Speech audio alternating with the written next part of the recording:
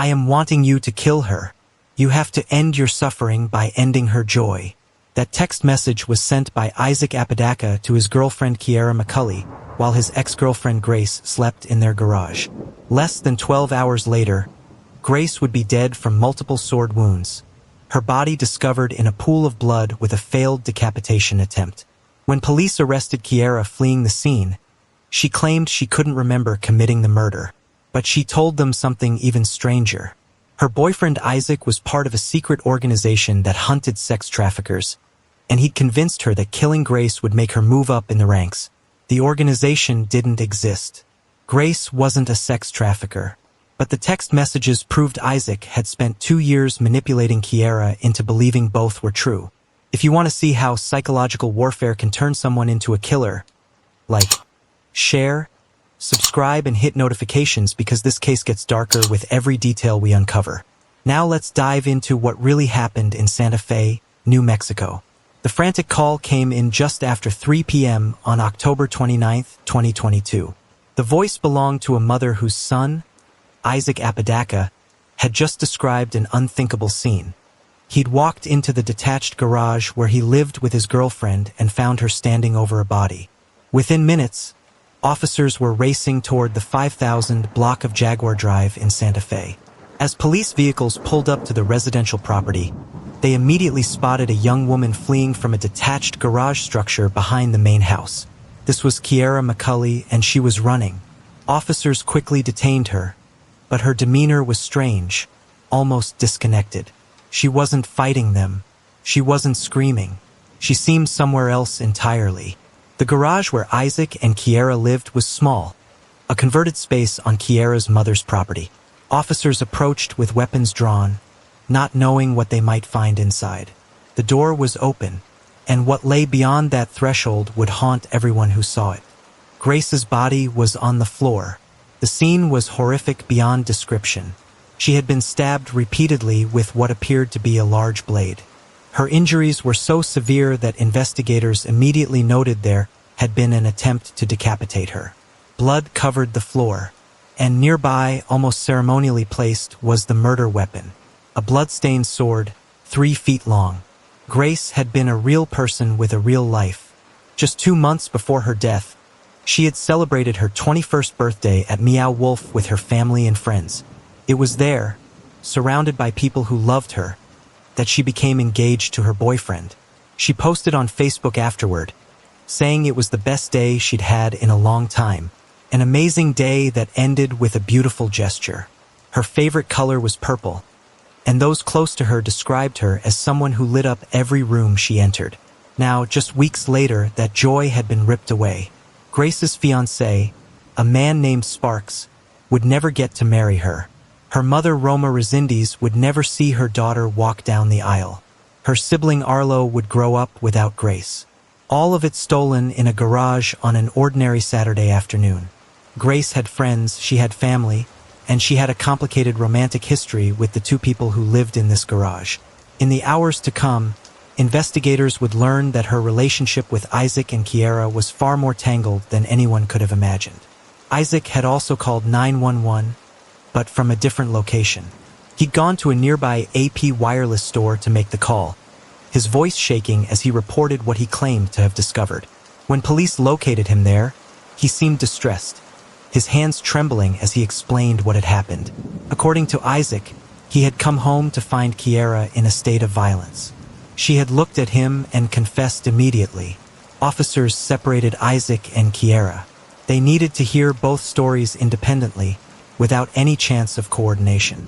As Isaac sat in the back of a police vehicle, body cam footage rolling, he began to describe the nightmare he claimed to have walked into. He spoke about seeing the body, about gruesome injuries that included an ear that had been nearly severed. His description was graphic, designed to convey the horror he claimed to have witnessed. But even as Isaac told his version of events, investigators were already noticing inconsistencies. Details that didn't quite add up, statements that seemed rehearsed, and a calmness beneath his distress that felt performative. Meanwhile, Kiara was giving her own statement to detectives, and what she told them was bizarre. She claimed she couldn't remember what happened, There was a gap in her memory. She insisted, a period of time that morning that was simply blank. She attributed this to what she described as an undiagnosed multiple personality disorder. She said she was partially hopeful that Grace was dead, but couldn't recall actually killing her. But then Kiara revealed something even more disturbing. She admitted to investigators that she had been having violent dreams about Grace. When asked to describe these dreams, Kiara said, "Sometimes I would kill her. Sometimes I would torture her. Sometimes it was just me screaming at her." These weren't isolated nightmares. They were recurring fantasies of violence that Kiara had been experiencing for some time. The detectives pressed harder. They had just found a woman savagely murdered. Someone had to have done this. Kiara's memory lapses and dream confessions weren't going to stop this investigation.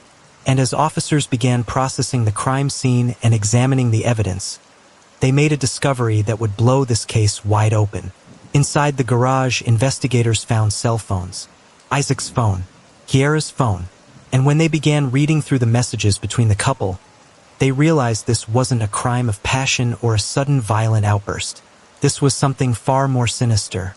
The communications painted a picture of manipulation, coercion, and premeditated murder. And they suggested that while Kiara may have wielded the sword, Isaac Apodaca was the architect of Grace Jennings' death. To understand what happened in that garage, you have to understand the twisted relationship between three young people. Grace, Isaac, and Kiara weren't strangers. They had been connected for years, their lives intertwined in ways that created jealousy, obsession, and ultimately violence. Grace Jennings was described by those who knew her as kind-hearted and gentle. She was the kind of person who saw good in others, sometimes to her own detriment. Her aunt, Catherine Jennings, would later say that Grace had a magnetic personality that drew people in. In fact, Catherine noted, "It's hard to find solo photos of Grace because everyone gravitated toward her." Grace attended Santa Fe High School but never graduated. Still, she built a life for herself in Santa Fe. She made friends easily. She could connect with any type of person, which was both a gift and, as events would prove, sometimes a vulnerability. And she had been romantically involved with Isaac Apodaca before he started dating Kiara. The relationship with Isaac had been complicated, leaving behind feelings that neither of them seemed able to fully process or move past.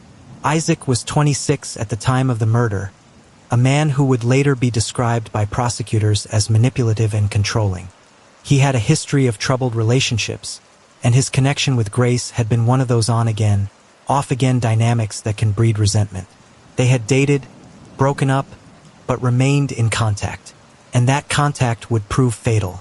Then there was Kiara McCulley, who was 20 years old when the murder occurred. What many people didn't initially realize was that Kiara and Grace had a history stretching back to childhood. According to Catherine Jennings, Kiara had known Grace since they were both students at Kearney Elementary School, though they hadn't been in close contact for years before the murder.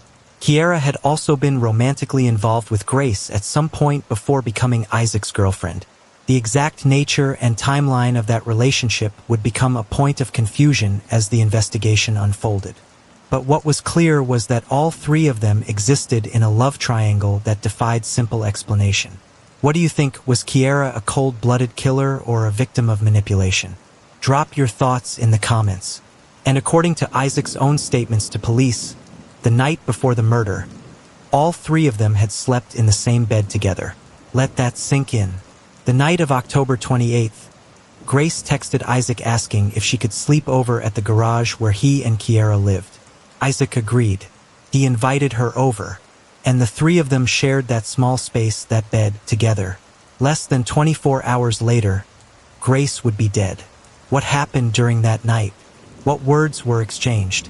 What jealousies were inflamed? According to Isaac's statement to police, Kiara had ordered both him and Grace to leave the garage the next morning. She wanted them out. Isaac claimed he spent that Saturday morning packing his belongings, preparing to leave as Kiara had demanded. According to Isaac's version of events, he went inside the main house to use the restroom around noon. He said he was gone for no more than 2 minutes, but when he returned to the garage, everything had changed. Grace was dead, and Kiara was standing over her body. But was that really what happened? Or was Isaac's version of events another layer of manipulation designed to distance himself from a murder he had orchestrated? Kiara later told police that she was angry Isaac had invited Grace to stay with them. In her mind, Grace was an intrusion, a reminder of Isaac's past, a threat to their relationship. Her dreams about hurting Grace, about killing her, about torturing her, suggested a deep-seated rage that had been building over time. But was that anger enough to drive someone to murder? To pick up a sword and hack another human being to death? To attempt to remove someone's head from their body? To stab them so many times that the garage floor was covered in blood? Prosecutors would argue no. They would argue that Kiara's anger alone wasn't the driving force, that she needed to be pushed, manipulated, coerced into committing an act she might not have done on her own. And the person doing that pushing, they alleged, was Isaac. As detectives dug deeper into Isaac and Kiara's relationship, a disturbing pattern emerged. This wasn't a healthy partnership. Isaac had a troubling background. He had previously been involved in incidents of aggravated battery and unlawful imprisonment. The details showed a man capable of controlling and harming others, with a pattern of violence and coercion that predated his relationship with Kiara. And Kiara? She was younger, more vulnerable, and according to what investigators would discover, deeply under Isaac's influence. The messages between them revealed a dynamic where Isaac held immense power over Kiara. He knew her insecurities. He knew her triggers. He knew exactly which emotional buttons to push to manipulate her into doing what he wanted. But there was something else in those communications. Something that seemed almost too bizarre to believe. Kiara had mentioned to investigators during her interrogation that Isaac was part of a secret organization, a group called Ghost. And this organization, she claimed, had a mission. They targeted people who committed sex crimes or hurt children, vigilantes operating in the shadows, dispensing their own brand of justice outside the law. According to Kiara, Isaac had told her that Grace was somehow connected to these terrible crimes, that Grace was involved in sex trafficking, that she harmed children. The allegations were horrific, and if they were true, they might have explained some twisted justification for violence. However, when police investigated these claims, they found nothing. Police found absolutely no evidence to support these claims. They investigated thoroughly, looking for any indication that Grace had been involved in criminal activity. They found nothing. Grace was, by all accounts, an ordinary young woman whose only crime was being entangled in a toxic relationship dynamic. The Ghost organization didn't exist either. Despite Kiara's detailed descriptions of this vigilante group and Isaac's supposed leadership role within it, police could find no evidence that any such organization operated in Santa Fe or anywhere else. It appeared to be a complete fabrication. But the question was, who had fabricated it? Was Kiara delusional, creating these elaborate stories to justify her actions and convince herself that killing Grace was somehow righteous? Or had someone planted these ideas in her mind, carefully constructing a false narrative that would motivate her to murder? The answer would be found in the digital evidence. The trail that Isaac and Kiara had left behind would prove to be their undoing. Because unlike verbal conversations that disappear into the air, electronic communications are permanent. They're time-stamped. They're evidence. They can't be taken back or explained away. And what those exchanges revealed was absolutely chilling. If you're still watching, you're clearly interested in real cases told in full. Like, share, subscribe now, and hit that notification bell so you don't miss what comes next. When investigators began analyzing the phones seized from the crime scene, they found themselves reading conversations that seemed to come from a psychological thriller. The exchanges between Isaac and Kiara weren't just casual messages between a couple. They were a roadmap to murder. One message stood out immediately. Isaac had written to Kiara a statement so direct, so unambiguous in its intent, that it would become the centerpiece of the prosecution's case. I am wanting you to kill her. You have to end your suffering by ending her joy. End your suffering by ending her joy. The message was poetic in its cruelty. It framed Grace's very existence as the source of Kiara's pain. It positioned murder not as a crime, but as a solution, as liberation. When police later questioned Isaac about this specific message, he didn't deny sending it. He didn't claim it was taken out of context or that he didn't mean it. He admitted it, and he admitted he meant exactly what he wrote. He wanted Kiara to kill Grace, but that wasn't the only damning communication. As prosecutors would later present in court, there were pages upon pages of evidence showing Isaac pushing Kiara toward violence. The exchanges revealed a pattern of mental manipulation that had been ongoing for an extended period. In some messages, Kiara would ask Isaac to remind her why she was supposed to do this, why she was supposed to kill Grace, and Isaac would respond, reinforcing whatever narrative he had constructed about Grace being dangerous or harmful. The text messages are absolutely chilling. Would you consider this evidence enough to convict Isaac? Let me know below. These exchanges were particularly revealing because they showed Kiara's dependency on Isaac's validation. She needed him to justify the murder. She needed him to give her permission. She needed him to remind her of the reasons because on her own, she struggled to maintain the conviction necessary to commit such a vicious act. The timeline of these communications was crucial. They weren't sent days or weeks before the murder. Some of them were sent in the hours leading up to Grace's death. Some were sent while Grace was literally asleep in their garage, completely unaware that the two people she was sleeping beside were plotting her death. Police would later confirm that Isaac had been messaging Kiara about the murder during the very time Grace was resting nearby, vulnerable and trusting. Think about Grace in those final hours. She had reached out asking if she could stay over. He had said yes. She trusted him enough to spend the night. She felt safe enough to fall asleep in that garage. And while she slept, Isaac was texting Kiara, stoking her anger, reinforcing the narrative that Grace needed to die. In other exchanges, the instructions became even more specific.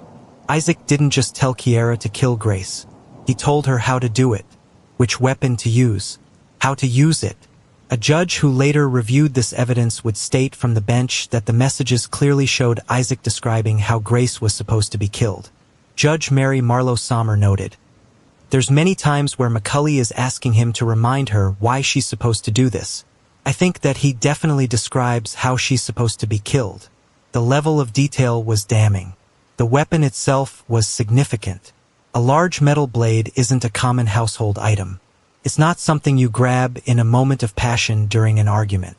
Someone had to have thought about using it. Someone had to have selected it specifically as the murder tool. Someone had to have considered its effectiveness, its lethality. And the communications suggested that someone was Isaac. As investigators pieced together the timeline, the premeditation became undeniable. According to what Isaac told police during his interrogation, Kiara had been planning to kill Grace since 2020. 2 years. 2 full years of planning. 2 years of mental manipulation. 2 years of building up to the moment when Kiara would finally act. But there was another layer to the messages that revealed just how calculated this was. Isaac had also sent communications about what would happen after the murder. Messages about cleanup, about covering their tracks, about how to handle the body, about what to tell police when they inevitably showed up. This wasn't a crime of passion where someone lashes out in anger and then panics about what they've done. This was a crime where the aftermath had been considered and planned. Isaac had thought through not just the murder itself, but everything that would come after it. He had strategized about how to minimize the consequences, how to shift blame, how to survive the investigation. When Deputy District Attorney Kent Walquist presented this evidence at a preliminary hearing in June 2024, he emphasized the sheer volume of communication between Isaac and Kiara about the murder. It wasn't one message that could be explained away as venting or hyperbole. It wasn't an isolated conversation that happened in the heat of the moment. It was an ongoing campaign of mental manipulation that culminated in Grace's savage death. Defense attorneys would later try to downplay the significance of these messages, suggesting they were taken out of context or that they didn't prove actual coercion. The defense would argue that these were just words, just texts, and that Kiara alone made the decision to pick up that sword and kill Grace. But the judge presiding over the preliminary hearing disagreed. After reviewing the evidence, Judge Mary Marlowe Sommer ruled that prosecutors had more than enough to proceed to trial. And she went further than that. She didn't just find probable cause that Isaac had participated in the plan. She stated from the bench, in front of about a dozen of Grace's grieving friends and family members, "I think there's probable cause that he's the one that came up with this plan. The judge, the one who had reviewed all the evidence, the one who had read every communication, the one who had heard the testimony." She believed Isaac was the mastermind. The ruling was clear. This wasn't a case of a girlfriend going rogue and committing murder while her boyfriend stood by helplessly. This was a case of orchestration, manipulation, and coercion at the highest level. Isaac Apodaca participated in this plan from the very beginning, and the evidence suggested he was the architect of it all. But the messages revealed something else that investigators found deeply troubling.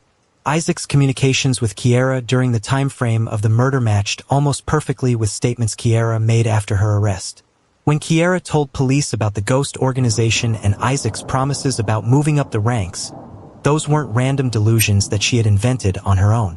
Those ideas, those specific details, those narratives, they were reflected in the messages Isaac had sent her. He had created the fictional organization. He had told her about the mission to target sex offenders and people who hurt children. He had promised her advancement within the ranks. He had constructed an entire fictional universe designed to motivate Kiara to commit murder while believing she was doing something righteous. This corroboration was critical, because Kiara's credibility as a witness was questionable. She had claimed memory loss. She had talked about multiple personalities. She had described violent dreams that seemed to blur the line between fantasy and reality. She had made statements that seemed disconnected from the truth. But when her statements aligned with Isaac's own words in digital form, it gave them weight. It suggested that however unstable Kiara might be, however unreliable her memory or judgment, she was telling the truth about one critical thing: Isaac's role in manipulating her. Attorney Josh Kalsrud, who analyzed the case for Court TV, emphasized this point. "You have your corroboration," he explained to viewers. "If you didn't have that corroboration as a prosecutor, I don't know how effective she's going to be.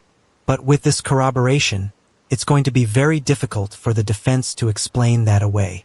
The corroboration meant that even if the defense successfully attacked Kiara's credibility, even if they convinced the jury that she was mentally unstable or unreliable, they still had to contend with Isaac's own messages.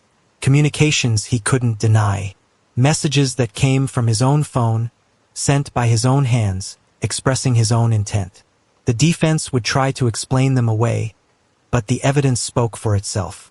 The interrogations that followed the discovery of Grace's body revealed two very different narratives. And as detectives worked to separate truth from manipulation, they found themselves confronting claims that seemed ripped from conspiracy theories and dark fantasies. When Kiara sat down with investigators, she appeared to be in shock. Her initial statement was fragmented, confused. She said she couldn't remember what happened. There was a blank space in her memory. She insisted, a period of time that morning that was simply blank. She attributed this to what she described as an undiagnosed multiple personality disorder. The claim of multiple personality disorder, now known in psychiatric circles as dissociative identity disorder, raised immediate questions. Was Kiara genuinely suffering from a severe mental health condition that caused her to lose time and experience alternate personalities? Or was this a convenient explanation being offered after the fact to avoid responsibility for a savage murder? Police noted in their reports that Kiara claimed to have an undiagnosed multiple personality disorder, but court records did not confirm such a diagnosis. There was no evidence that Kiara had ever been formally evaluated or treated for this condition before the murder. It appeared to be something she was claiming for the first time in the interrogation room, after being caught fleeing a murder scene. But as detectives pressed her, pieces of a bizarre story began to emerge. Kiara started talking about Isaac, about his power over her, about something he had told her that she needed to do. And then she mentioned the organization, Ghost. According to Kiara, Isaac was a leader within this secret group. They operated outside the law, she said, targeting people who hurt children and committed sex crimes. Vigilantes with a mission to clean up society by eliminating those who preyed on the innocent. Isaac had told her that Grace was one of these people, Kiara claimed. That Grace was involved in sex trafficking. That she harmed children. The allegations were horrific, and if they were true, they might have explained some twisted justification for violence. They might have made sense of why someone would pick up a sword and hack another person to death. But there was one problem, a big problem. None of it was real.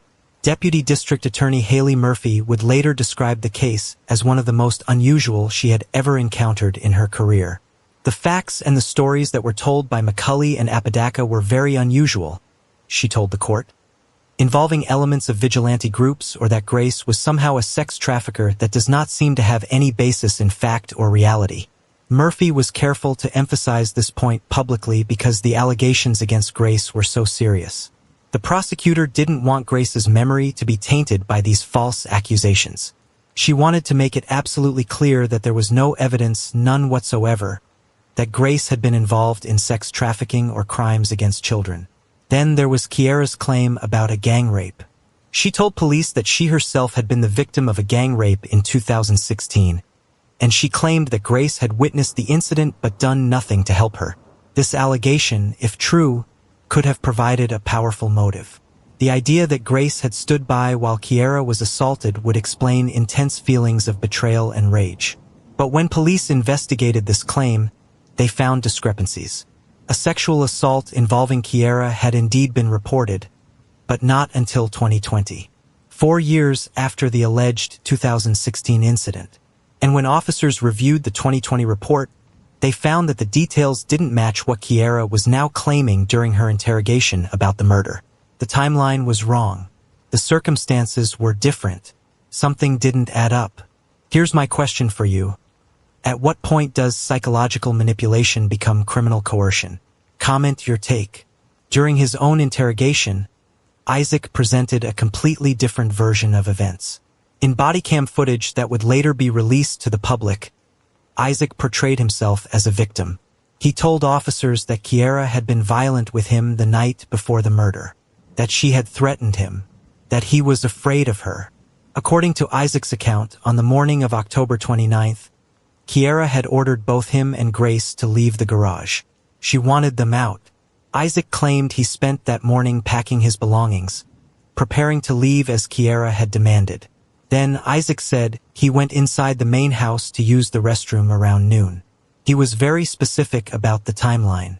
He said he was gone for no more than 2 minutes. Just 2 minutes. A quick trip to the bathroom and back. But when he returned to the garage, according to Isaac, everything had changed. Grace was dead. Kiara was standing over her body. Isaac's description emphasized the horror and shock of walking into a murder scene. He was painting a picture of himself as the shocked boyfriend who discovered his girlfriend had committed a terrible act. He presented himself as a bystander, a witness, someone who had nothing to do with the violence and was traumatized by discovering it. But investigators weren't buying it. Isaac's performance in the body cam footage seemed calculated. There was distress in his voice, yes, but there was also control underneath. A sense that he was performing shock rather than experiencing it. His emotional display seemed manufactured, rehearsed, and his story had problems. Big problems. If Kiara had truly attacked Grace in a sudden fit of rage while Isaac was in the bathroom for 2 minutes, that would suggest an impulsive, unplanned murder. But the crime scene didn't support that theory. Grace had been stabbed multiple times with a large sword. The attack had been savage, sustained, and showed clear intent to kill. More importantly, the messages completely contradicted Isaac's story. The body cam footage showed Isaac claiming ignorance about the murder, shock at discovering Grace's body, fear of his violent girlfriend. But the electronic communications showed him orchestrating the murder, planning it, instructing Kiara on how to do it. The body cam footage showed Isaac expressing surprise. But the messages showed him discussing cleanup procedures after the murder. The contradictions were glaring and impossible to reconcile. As the investigation progressed, both Isaac and Kiara were arrested and charged with murder and conspiracy to commit murder. The charges were serious. First-degree murder in New Mexico carries severe penalties, potentially life in prison. and the conspiracy charge meant that prosecutors believed both defendants had planned this together, even if only one had wielded the weapon. But there was a complication that would delay the case for months. After her arrest, Kiara's mental state became a significant concern. Her claims about memory loss and multiple personality disorder weren't just defenses that her attorneys were planning to use at trial. They were genuine mental health issues that needed to be addressed before the legal process could continue. In November 2022, just weeks after the murder, a judge found Kiara not competent to stand trial. She was sent to the New Mexico Behavioral Health Institute in Las Vegas, New Mexico, to receive psychiatric treatment. The goal was to restore her to competency so she could understand the charges against her and participate in her own defense. This development meant the case couldn't move forward until Kiara was deemed mentally fit, and it raised profound questions about her culpability. If Kiara genuinely suffered from mental health issues severe enough to render her incompetent to stand trial, could she be held fully responsible for her actions? Or was she a victim herself, manipulated by Isaac into committing an act she wouldn't have otherwise committed? The treatment at the Behavioral Health Institute lasted several weeks. Doctors worked with Kiara, evaluating her mental state, providing therapy and potentially medication to stabilize her condition. And on December 21, 2022, she was evaluated again. This time, the conclusion was different. Kiara was found competent to stand trial. Whatever mental health issues she was experiencing, the doctors determined she was now stable enough to understand the legal proceedings and assist in her own defense. She was rebooked into the Santa Fe County Jail on January 10, 2023, and the legal proceedings could finally move forward. But even as the case progressed through the court system, the fundamental questions remained. Was Kiara a cold-blooded killer who deserved the full weight of justice? Or was she a vulnerable young woman who had been mentally manipulated into committing murder by a controlling boyfriend? And could both things be true at the same time? As we continue, share, subscribe now, and hit that notification bell so you don't miss what comes next. As the case against Isaac Apodaca and Kiara McCulley slowly wound through the legal system, the evidence continued to mount. And at the center of everything were those messages.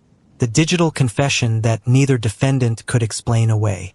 Legal experts analyzing the case focused heavily on the content and timing of Isaac's communications with Kiara. Attorney Josh Kalsrud, reviewing the case for Court TV, pointed out something crucial about the timeline. When I first read the text messages, he explained to viewers, the biggest question to me was how close in time was he communicating with his now girlfriend to kill Grace. It was during the time that she was there when she was asleep. So obviously this was premeditated. Think about that for a moment. Really let it sink in. While Grace Jennings slept in their garage, trusting them enough to spend the night, feeling safe enough to close her eyes and rest, Isaac was messaging Kiara about killing her. Grace had reached out asking for a place to stay. He had welcomed her. He had let her believe she was among friends. And then he had used her presence, her vulnerability, her trust, to push Kiara toward violence. The prosecution would argue that this was the ultimate act of manipulation and betrayal. Isaac had created the opportunity for murder by inviting Grace over. He had ensured she would be vulnerable, asleep, unable to defend herself. And then he had worked on Kiara's emotions throughout that night and into the morning, stoking her anger and jealousy until she was ready to act. One particular exchange in the communications stood out for its cruelty. Kiara had sent Isaac a message with just 2 words. Anger me.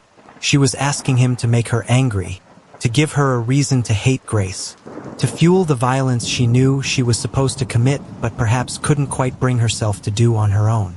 Think about what that message reveals. Kiara needed Isaac to stoke her anger because she couldn't maintain it herself. She needed him to remind her why Grace deserved to die because on her own, without his constant reinforcement, she might not go through with it. She was asking him to manipulate her emotions, to push her over the edge. And Isaac obliged. Deputy District Attorney Kent Walquist presented additional exchanges showing Isaac doing exactly what Kiara asked. He sent her reasons to be angry. He reminded her of why Grace was supposedly a problem. He reinforced the narrative that Grace deserved to die. He was actively pushing McCulley to kill. The communications also revealed Isaac's instructions about the murder weapon. The selection wasn't random. It was deliberate, and the evidence suggested Isaac had guided that choice. This was important because it showed intent and planning. A large blade isn't a weapon you use in a moment of passion during an argument. It's not something you grab instinctively when you're angry. It's a weapon you choose when you want to ensure the victim doesn't survive, when you want to inflict maximum damage. And then there were the messages about cleanup, about what to do after Grace was dead. These exchanges showed Isaac thinking ahead, planning for the aftermath of the murder, how to dispose of evidence, how to explain what happened to the police, how to position himself as an innocent bystander. The level of calculation was staggering. When all of this evidence was presented at the preliminary hearing in June 2024, the atmosphere in the courtroom was tense and emotional. About a dozen of Grace Jennings' friends and family members attended, sitting in the gallery, hearing for the first time the full details of how their loved one had died. They heard about the communications planning the murder. They heard about how Grace had been betrayed by people she trusted. They heard about how her death had been plotted while she slept, completely unaware of the danger surrounding her. For Grace's family, it was agonizing. Grace's aunt, Catherine Jennings, had already spoken publicly about the pain of losing her niece. She was ripped from our lives by pure evil, and not a single one of you can imagine what that is like, and the terror we feel as a family, Catherine had said just days after the murder. It is different than death. It is absolutely evil. So we get to deal with that for the rest of our lives. That statement captured something crucial about this case. Grace's death wasn't a tragedy in the conventional sense. It wasn't an accident or an illness or a natural occurrence. It was a deliberate act of violence, planned and executed by people she knew, people she had trusted enough to spend the night with, and that made the grief infinitely more complex and painful. Judge Mary Marlowe Sommer listened carefully during that preliminary hearing. The defense attorneys didn't dispute that there was evidence of planning. They couldn't. The messages were right there, time-stamped, verified, coming from Isaac's own phone. Instead, the defense argued that the evidence showed probable cause for a trial but not necessarily guilt. That they had a strong defense strategy they preferred to keep to themselves. That the jury should be the ones to decide Isaac's fate. But Judge Marlowe Sommer wasn't swayed.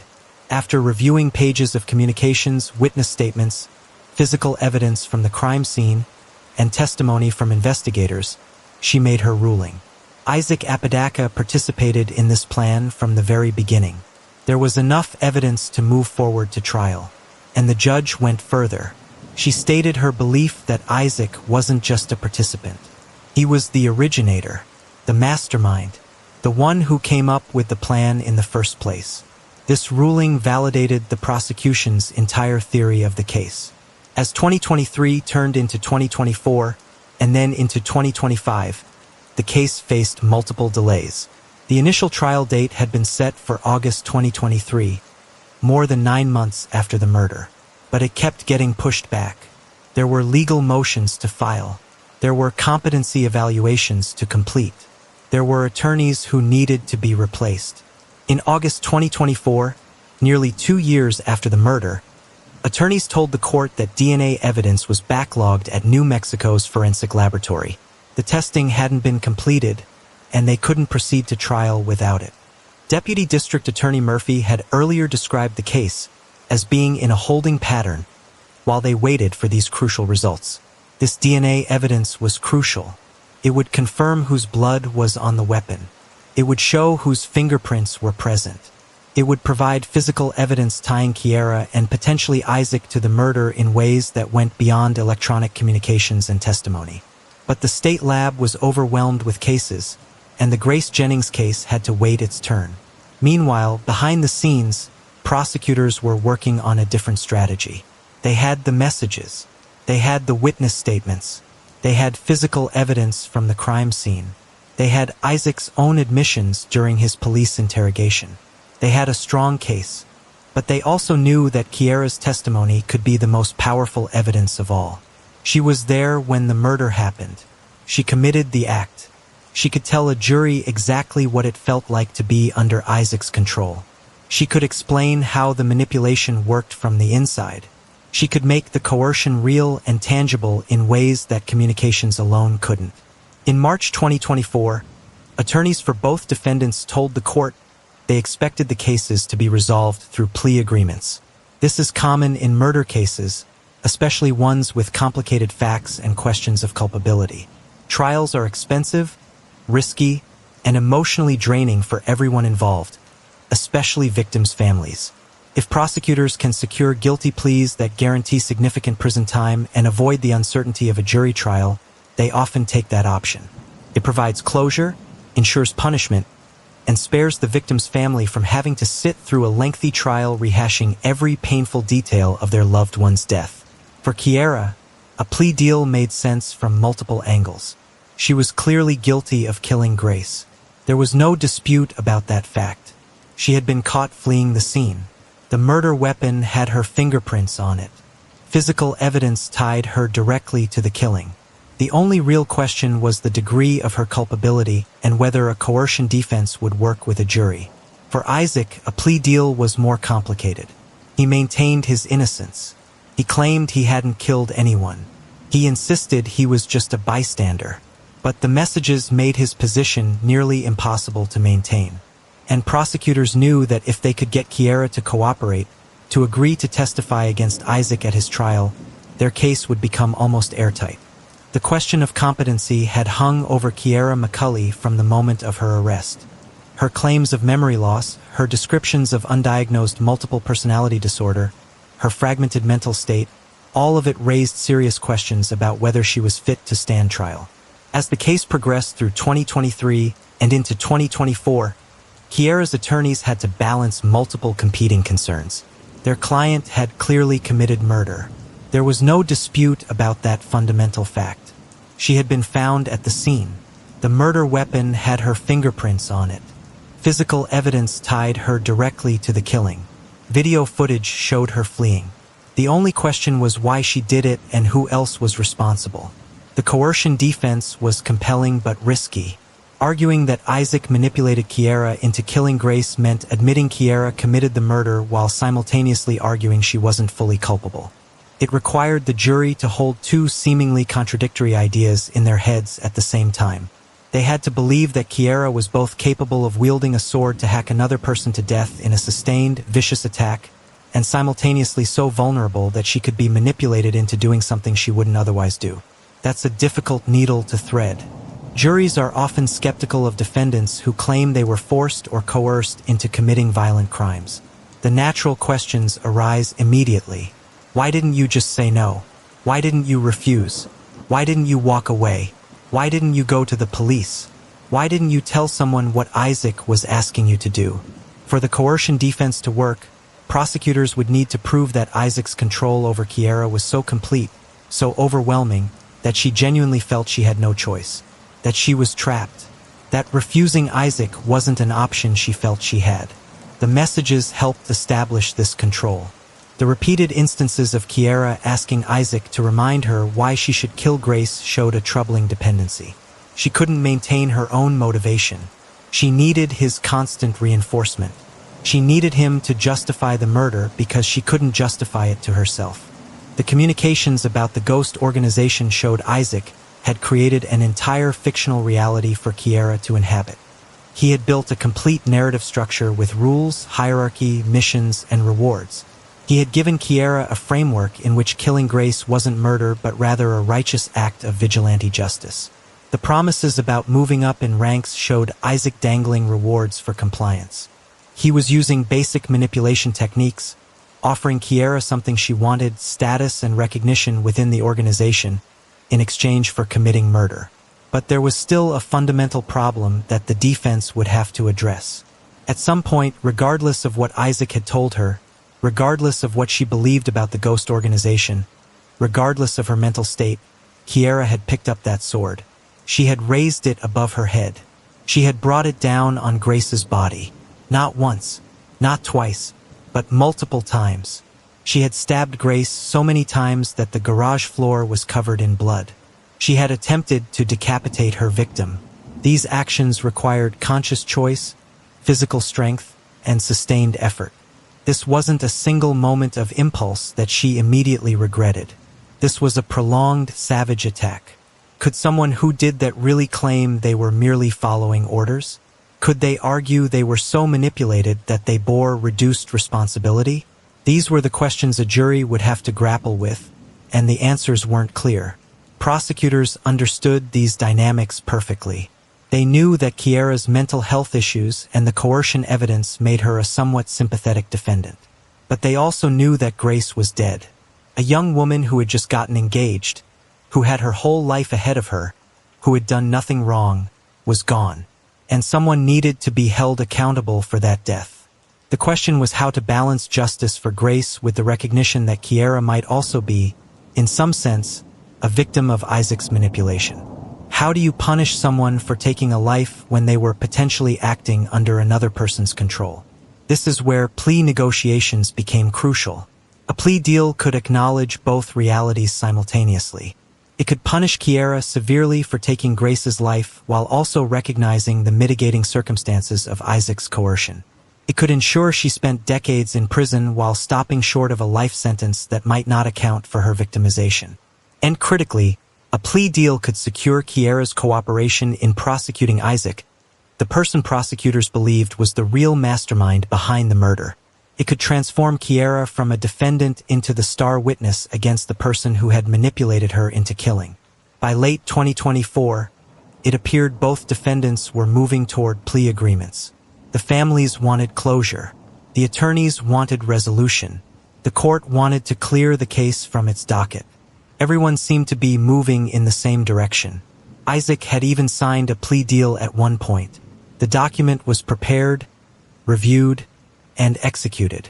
The exact terms weren't made public, but it represented a potential resolution to the entire case.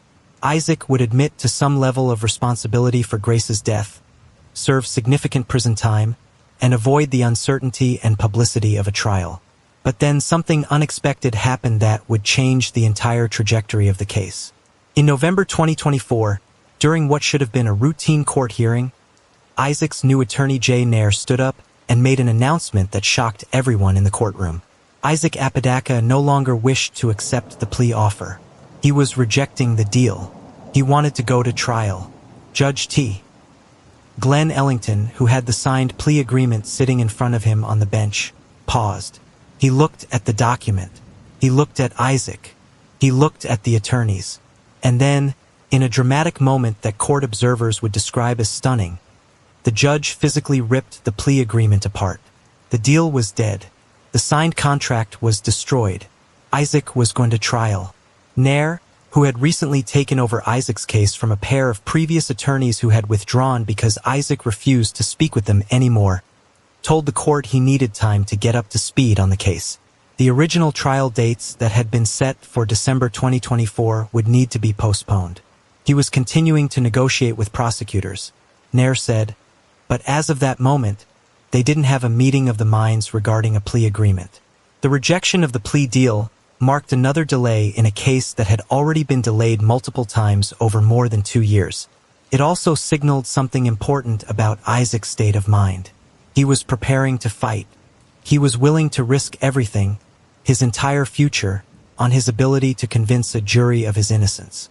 He was betting that despite the messages, despite the evidence, despite the testimony that would come from Kiara, despite everything prosecutors would throw at him, he could convince 12 people that he was not guilty, that he was just a boyfriend whose girlfriend went crazy and killed someone, that he had nothing to do with it. This decision had enormous implications for Kiara. If Isaac wasn't going to plead guilty, then the case against him would definitely go to trial. And prosecutors would absolutely need their star witness. They would need someone who could sit on that witness stand and tell the jury what it was like to be under Isaac's control. Someone who could explain how the manipulation worked from the inside. Someone who could make the coercion real and tangible for the jury. They needed Kiara to testify. And that meant they needed Kiara to have a very strong incentive to cooperate. An incentive strong enough to overcome any lingering loyalty she might feel to Isaac. an incentive strong enough to make her willing to spend hours on the witness stand being cross-examined by Isaac's defense attorney. The prosecutors knew what they had to do. They needed to finalize Kiara's plea deal, lock in her cooperation, and prepare her to be the witness who would help them put Isaac away for life. On February 10, 2025, more than 2 years after Grace Jennings' murder, Kiara McCulley stood before a judge and changed the trajectory of the case forever. After years of legal limbo, mental health evaluations, competency proceedings, and plea negotiations, she was ready to accept responsibility for her role in Grace's death. The plea agreement Kiara accepted was carefully structured by both the prosecution and her defense attorneys. She pleaded guilty to aggravated second-degree murder and conspiracy to commit first-degree murder. These were serious charges with severe consequences. The fact that they were labeled aggravated meant that certain factors, like the use of a weapon, the brutality of the killing, and the high number of stab wounds, made the crimes even more serious than typical second-degree murder. But these charges were less than what she had originally faced. Initially, Kiara had been charged with first-degree murder, which in New Mexico carries a potential sentence of life in prison. By pleading to second-degree murder, she was avoiding that worst-case scenario. And the plea came with a specific, defined sentence: 30 years in prison. Do you think Kiara's 30-year sentence is fair given the coercion evidence? Too harsh or too lenient? Tell me in the comments. 30 years is longer than Kiara had been alive at the time of sentencing. It meant she would be in her 50s before she was released, assuming she served the full sentence without parole. Her entire youth, all of her 20s, all of her 30s, all of her 40s would be spent behind bars. She would miss everything: relationships, career, travel, family milestones. The entire prime of her life would be lived inside prison walls. For Grace's family, this sentence represented some measure of justice. Kiara would be held accountable for taking Grace's life, for stealing her future, for ending a young woman's existence in the most savage way imaginable. But there was more to the plea agreement than just the sentence. Much more. Buried in the terms of the deal were provisions that transformed Kiara's role in the case completely. She wasn't just pleading guilty and accepting punishment. She was becoming a cooperating witness for the prosecution. The deal required Kiara to provide truthful testimony against Isaac at his trial.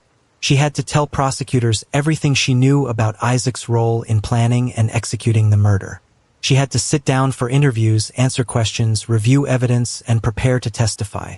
And if she failed to cooperate fully, if she lied or withheld information, if she tried to protect Isaac in any way, the deal was off. If Kiara violated the terms of her cooperation agreement, prosecutors could withdraw the plea deal entirely. They could reinstate the original first-degree murder charge, and she could face life in prison instead of the 30-year sentence. The pressure on her to cooperate fully was immense.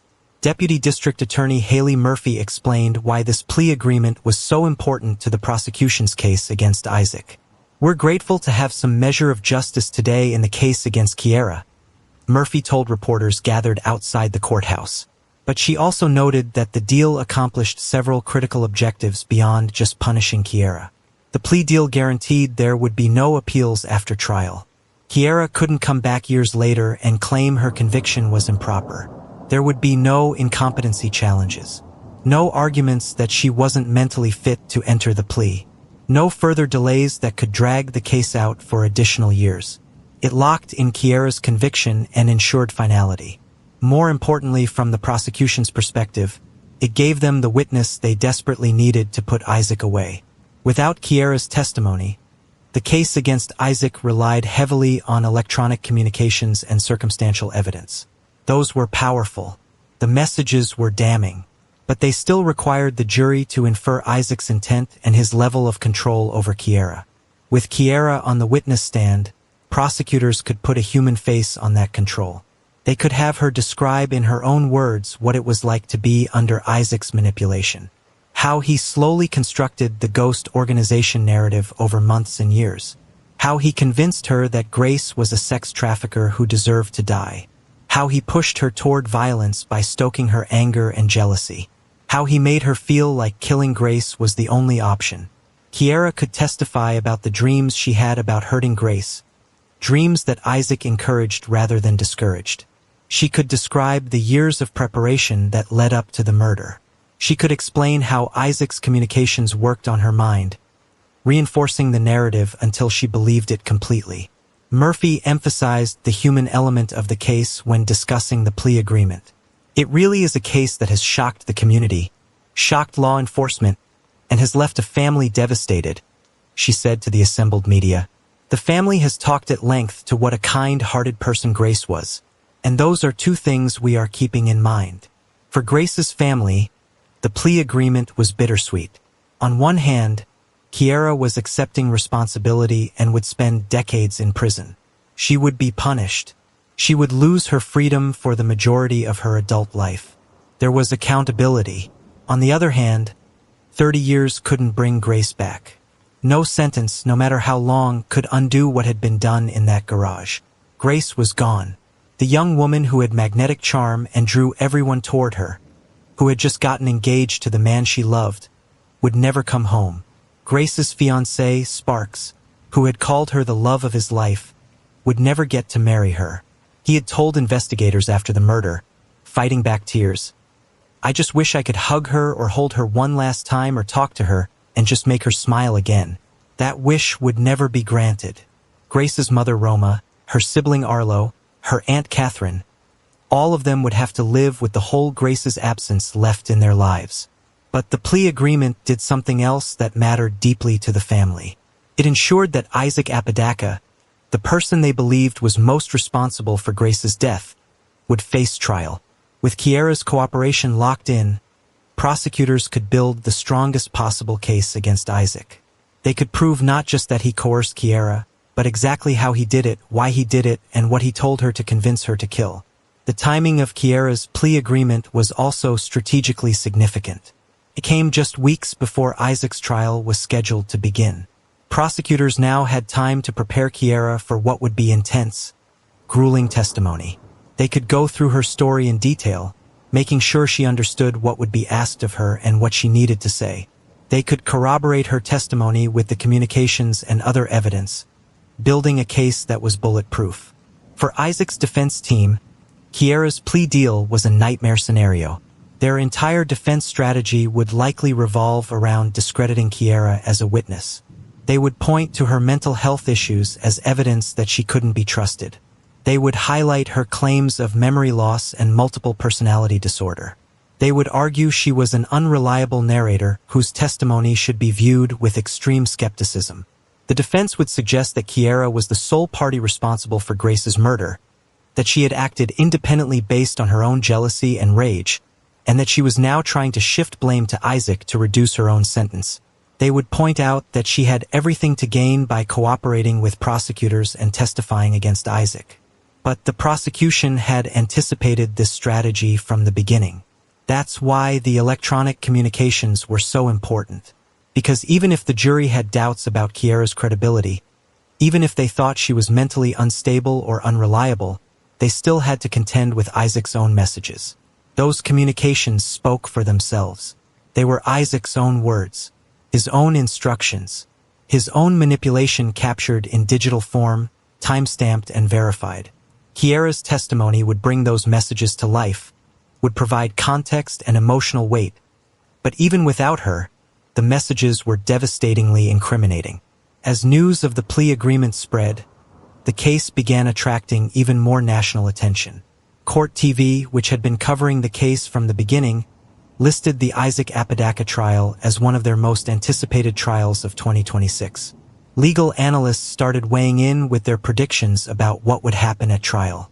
And the small community of Santa Fe, still reeling from the savage murder that had occurred in their midst, prepared for a trial that would force them to confront uncomfortable questions about manipulation, coercion, and how far psychological control can go in a relationship.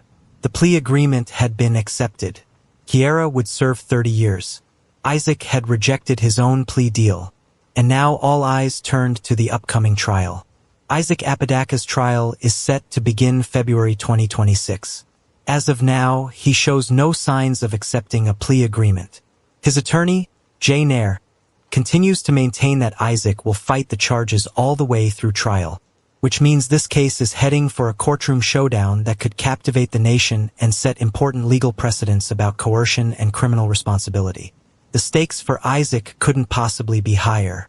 He faces charges of coercion in connection with a murder, a crime that in New Mexico can carry severe penalties. If convicted, Isaac could spend the rest of his life in prison. Unlike Kiara's 30-year sentence, which has a defined end point when she'll theoretically be released in her 50s, Isaac faces the very real possibility of dying behind bars. No parole, no second chance, no future outside prison walls. Everything riding on his ability to convince 12 jurors that he's innocent of the charges against him. The prosecution's case is built on multiple layers of evidence, each layer reinforcing the others to create what they believe is an overwhelming case for conviction. At the foundation are the electronic communications.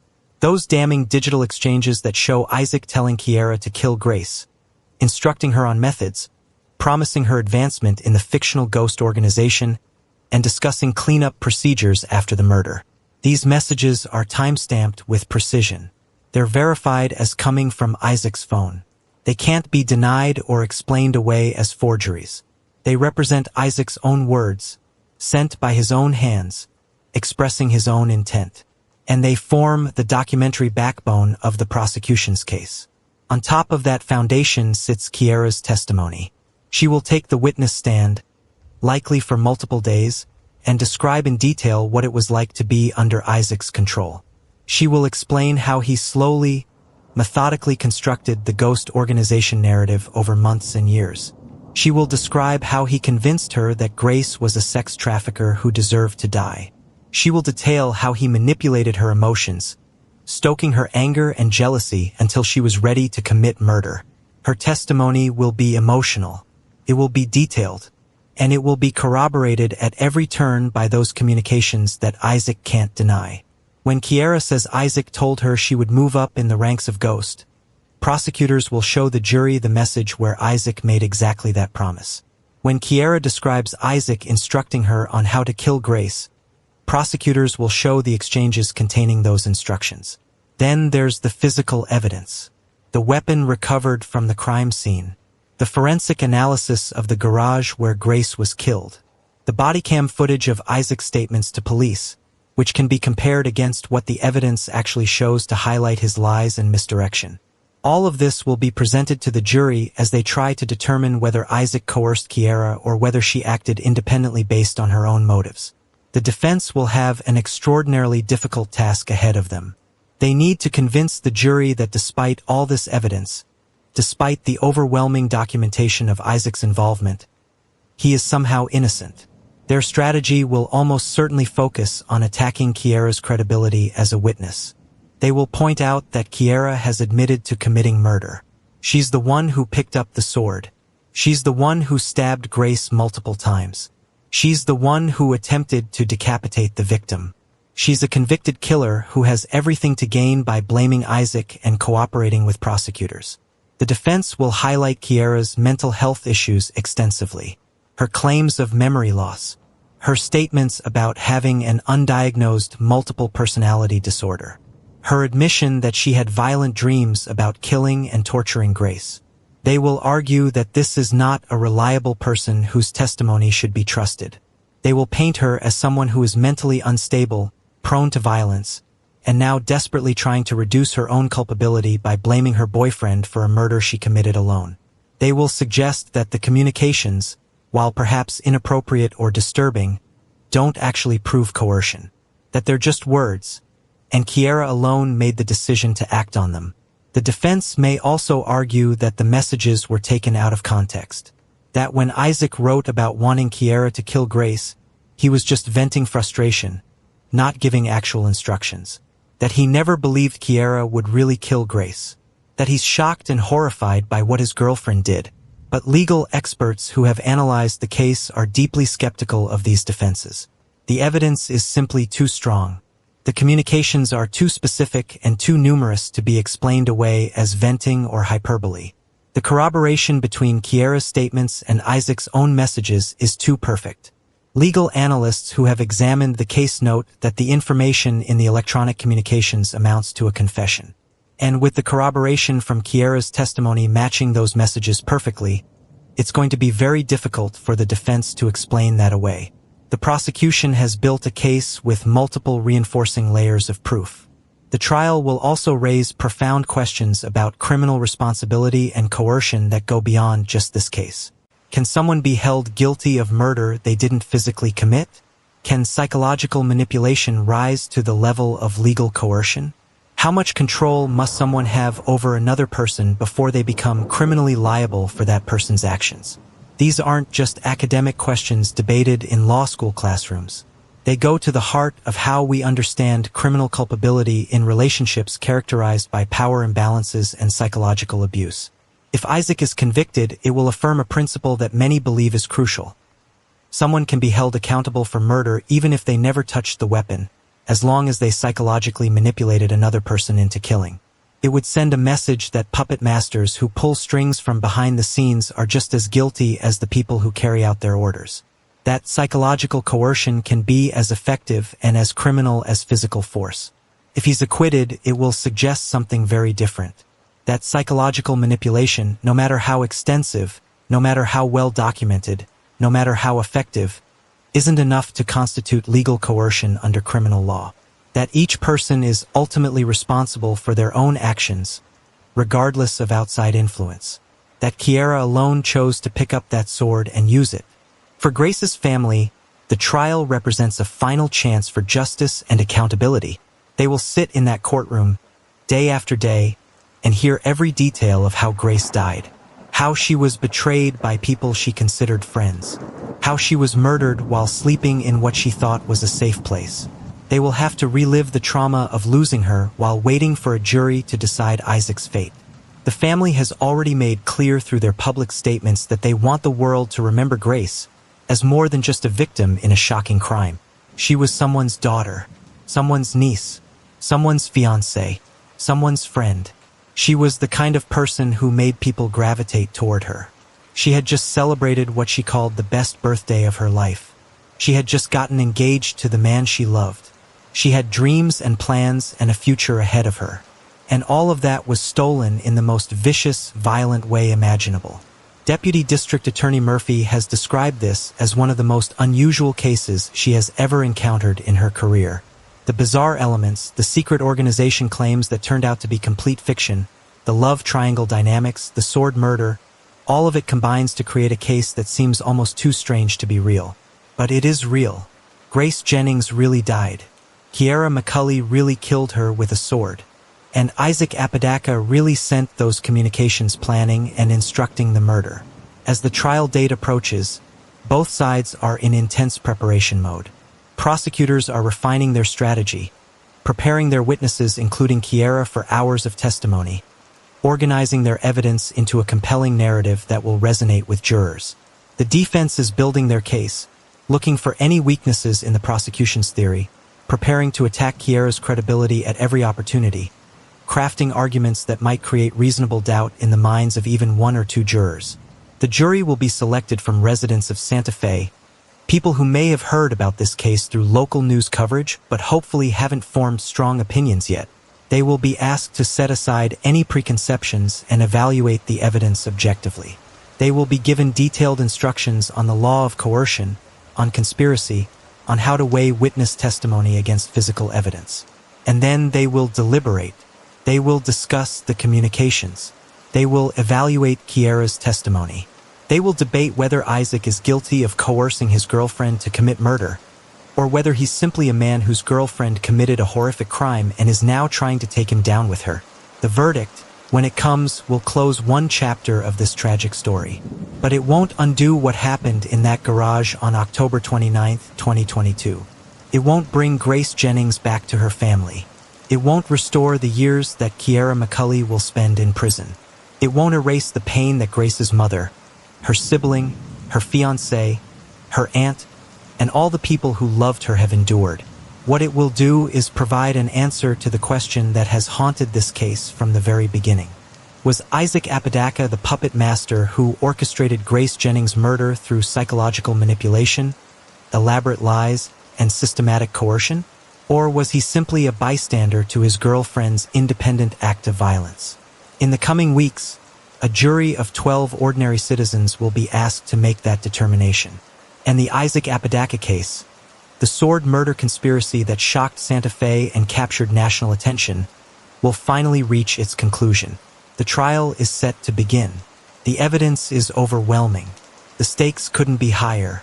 Justice for Grace Jennings hangs in the balance.